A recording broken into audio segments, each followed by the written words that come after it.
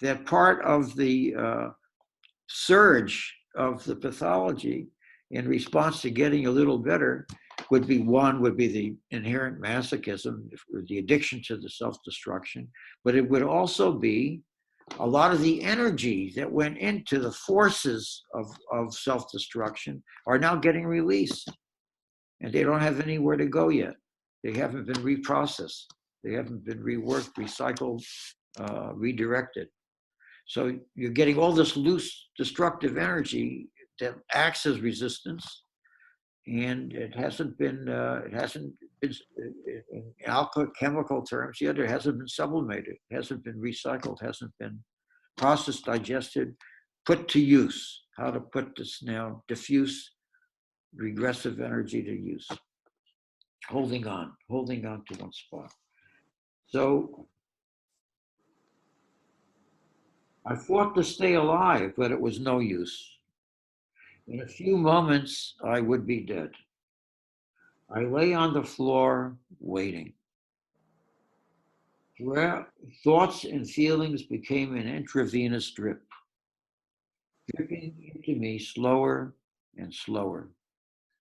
When they stopped, my brain would die and heart stopped beating. That's an awful state.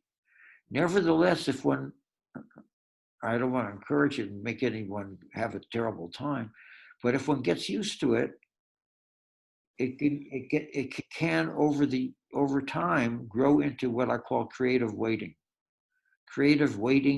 in the creative unknown. She's like dying out here. What Jesus said, die to be reborn. The self has to die to become reborn, renewal. So there's a way in which going through these deaths, with these deaths, allowing them, just being, just tolerating them, just shutting up and going through, let the state move on and not block it. It could be an opening to learning, oh my God, maybe I can live with myself in a way that is not so limiting. When they stopped, my brain would die and heart stopped beating. I felt less scared.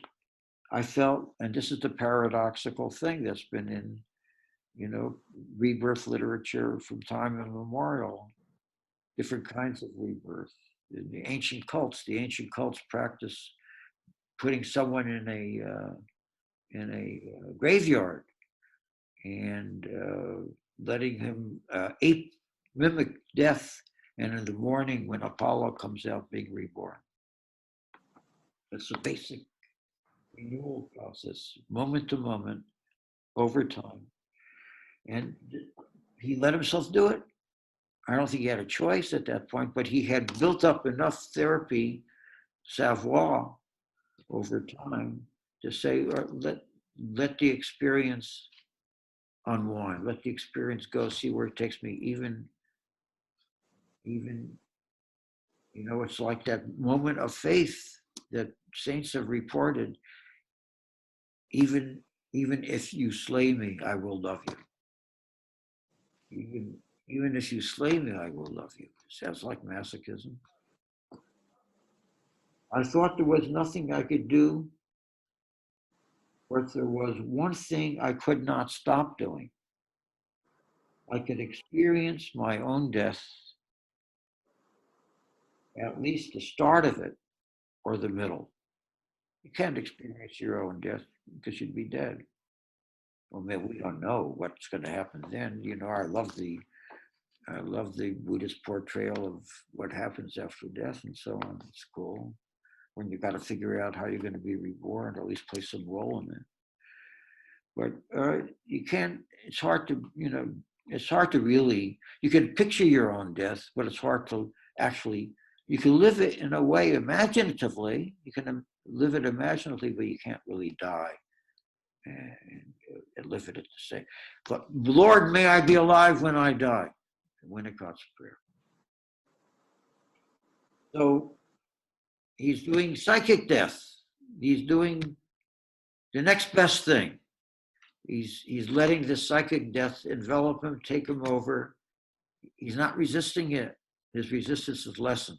There's never 100%, but he's found himself in a state where his resistance to dying is lessened. You have to die to be reborn. I would, I would not be there for the end, and then death came and kept coming. That was the surprise. That was the new beginning. That death kept coming. That death didn't stop. It just kept coming and coming and coming when he was in the non-resistant state. There was no end to death. No end. No end.